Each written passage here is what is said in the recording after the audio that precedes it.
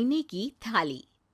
जानवी की जुबान पर बचपन से ही हजार सवाल और मन में हर चीज जानने की उत्सुकता रहती है, जिस वजह से वो अपने भाई की शादी में चल रही रस्मों के बीच भी मम्मी से सवाल पूछने लगती है। मम्मी, जब लड़की वालों ने आपको अपनी इतनी बड़ी लड़की दे दी, तो फिर भी उनसे सामान लेना गलत नहीं है क्या? इस पर कोई भी जानवी की बात का जवाब नहीं दे पाता और उसे इग्नोर करते हुए रस्में निभाते रहते हैं। शादी संपन्न होती है और भाभी घर आ जाती है, जिसके बाद जानवी के सवालों का सिलसिला अब भाभी के साथ शुरू होता है। भाभी, मुझे आज तक एक बात समझ नहीं आई, हमेशा सारे बलिदान वाले काम लड़कियां ही क्यों करे? मतलब अपना घर, परिवार, दोस्त, पुरानी जिंदगी सब कुछ छोड़ लड़कियां ससुराल आए, फिर वहां सबका दिल जीतने की कसरत भी वही करे, और लड़कों का क्या? बस तैयार हुए, दूल्हे बने और दोबारा अपने घर आकर बैठ गए। दीदी, मैं ससुराल में हूँ, जवाब कंट्रोवर्शियल हो जाएगा, इसलिए आप अपने ये दुनिया हिलाने वाले सनसनीखेज सवाल अपने पति से करना, क्या पता वो जवाब दे पाए। भाभी की बात पर हंसते हुए जानवी वहां से चली जाती है। कुछ दिनों बाद उसकी शादी कबीर से हो जाती है। अब ससुराल में कुछ दिन तो जानवी किसी से कोई सवाल पूछे बिना रह लेती है, पर फिर एक शाम दरवाजे पर खड़ी सास को बुजुर्ग भिखारी पर चिल्लाते हुए देख लेती है। अरे मुझे पता है तुम सबके पास खूब पैसा होता है, पर फिर भी हम जैसे शरीफ लोगों को परेशान करना होता है, और फिर जब कोई पैसे ना दे तो तुम उसका खून भी कर देते हो। क्रिमिनल होते हो तुम सबके सब। अब जाते हो यहां से या पुलिस को बुलाऊं? ये सब देख अब जानवी खुद को रोक नहीं पाती।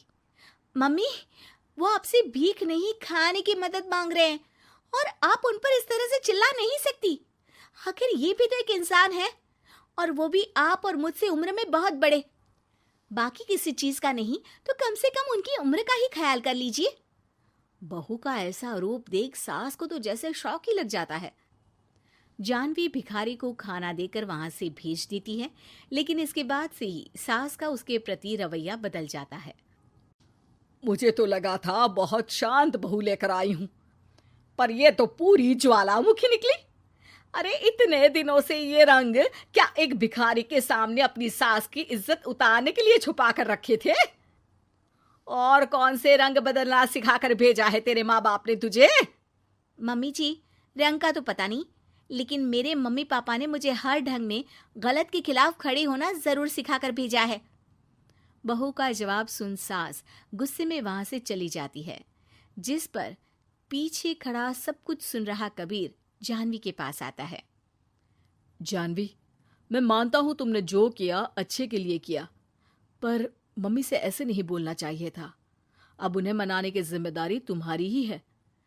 पर मैं कैसे? मुझे तो कुछ भी पता नहीं है। तो उसके लिए मैं हूं ना। कुछ दिनों में ही सकट का त्योहार आ रहा है, तुम बस बायने पर मम्मी को देने के लिए एक सुंदर साड़ी ले आना, तुम्हारा काम बन जाएगा। ये कहकर कबीर वहां से चला जाता है, लेकिन व्रत और त्योहारों से अनजान जानवी कंफ्यूजन में वहीं खड़ी रह जाती है, जिस पर वो भाभी को फोन लगाकर सारे व्रत और उनके महत्व समझती है। और उन्हें जानने के बाद वो बायने की साड़ी तो खरीद लाती है, लेकिन इसी के साथ उसके मन में अब नए सवाल पैदा होने लगते हैं। इसी तरह सकट के व्रत का दिन भी आ जाता है। हे भगवान, एक तो सुबह से भूखी, ऊपर से ये सवालों के बुलबुले पेट में उठकर और तहलका मचा रहे हैं।